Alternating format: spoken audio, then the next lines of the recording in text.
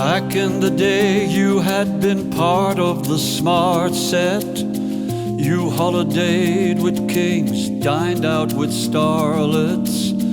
From London to New York, Cap Ferrat to Capri.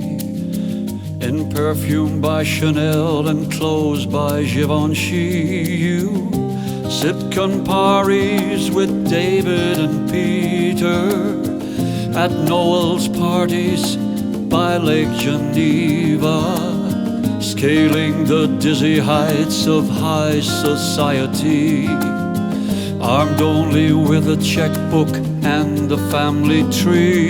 You chased the sun around the Côte d'Azur until the light of youth became obscure and left you on your own and in the shade.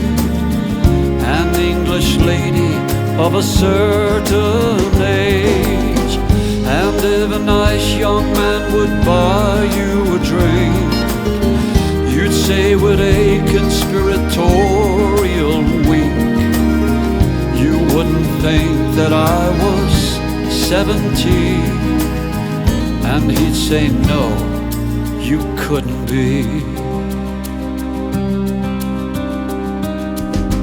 You had to marry someone very, very rich, so that you might be kept in the style to which you had all of your life been accustomed to, but that the socialist had taxed away from you. You gave him children, a girl and a boy. To keep your sanity, a nanny was employed, and when the time came they were sent away. Well, that was simply what you did in those days. You chased the sun around the Côte d'Azur until the light of youth became obscured and left you on your own and in the shade. An English lady of a certain age, and if a nice young man would buy you a drink, you'd say with a conspiratorial wink, you wouldn't think that I was 63, and he'd say no, you couldn't be. Your son's in stocks and bonds and lives back in Surrey, flies down once in a while, leaves in a hurry.